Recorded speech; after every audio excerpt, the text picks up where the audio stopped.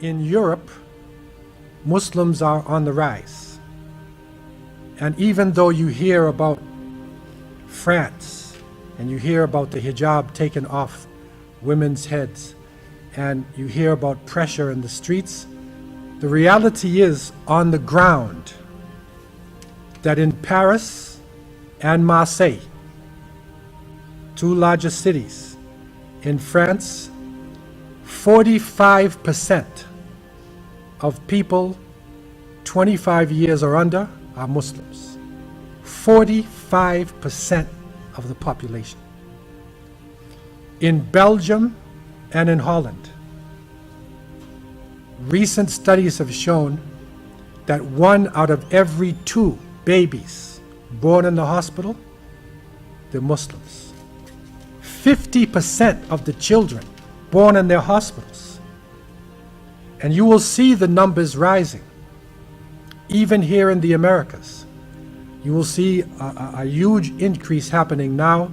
There are many Hispanic people, and we have met Muslims now from South America, from Uruguay, Ecuador, from Peru, and this is not necessarily Muslims who migrated there. This is the indigenous people of Mexico. Also now there is a call, and Islam is on the rise. And in North America, as quiet as it's kept, especially in the United States, Islam is still rising. And so in terms of numbers, we are expanding, and we are people of the future. In terms of mineral wealth, our countries have within the ground, underneath the countries, huge mineral deposits. If you look under the ground, then you will see minerals, very important minerals. And I remember the struggle that went on in the Sahara, in the Great Desert, in Mali. And the French soldiers came in because of supposedly a rebellion of the Tuareg. And the Tuareg are people who, the men wear veils in the desert. Right? So the French came in because they wanted to bring stability to Mali. But the reality was that it has one of the largest uranium deposits in the world. It's under the desert in Mali. And the French nuclear program is based upon that. So the reason why they rushed there was not to help the Tuareg or the Malian government. It was the minerals. Similarly in Afghanistan, even in Somalia, when we were in Cape Town, a delegation came from Hargeisa to the Muslim Judicial Council. I was part of that council at the time. These are the leaders in Somaliland, and they were negotiating with South African mining companies to deal with the huge deposits of wealth, mineral wealth that is there. So let us not be fooled about what is going on. Our resources are powerful. In most countries, 60% of our population are young people. So the potential is there, but the problem is that we're looking at now is with the huge numbers, with the great wealth, there's a contradiction. Because with the great wealth, there is also poverty. There is amazing poverty, serious problems that are going on.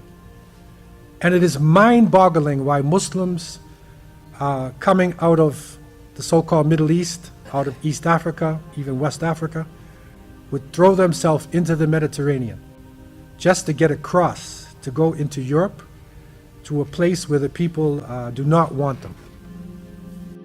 So something is seriously wrong. And that is the issue that we are looking at. That contradiction that is going on. And we recognize that Allah subhanahu wa ta'ala has clearly told us, as we cry for change, we are crying for change. But Allah told us very clearly at Surah Al-Ra'd, Inna Allah la yughayyiru ma biqawmin hatta yughayyiru ma bi anfusihim. Allah will not change the condition of a people until they change that which is in themselves. An internal change has to come about for our dua that we are making to be answered, for our numbers to be effective. An internal change has to come about. Right? They have destroyed our leaders. There was apostation, ridda, from just after the time of the Prophet ﷺ. Major fitna, confusion came in the ummah. We were attacked over and over again by waves of crusaders. Al-Maghul, the Mongols hit the Muslim nation like Yajuj and Majuj. Colonialism, our countries destroyed, leadership killed. We see it happening over and over again. Now we see cities decimated. But somehow we come back. We come back. That is the mercy of Allah subhanahu wa ta'ala. That people who are not Muslim enter into Islam, but also that Muslims analyze themselves, make repentance, and reconstruct. And they come back. Tawbah is a crucial issue for us, and it shouldn't end there. To be sincere to Allah subhanahu wa ta'ala is also to come to the aid and assistance of His religion. It's not just to talk, but whatever skills, whatever abilities we have, some of it has to go toward raising this ummah up.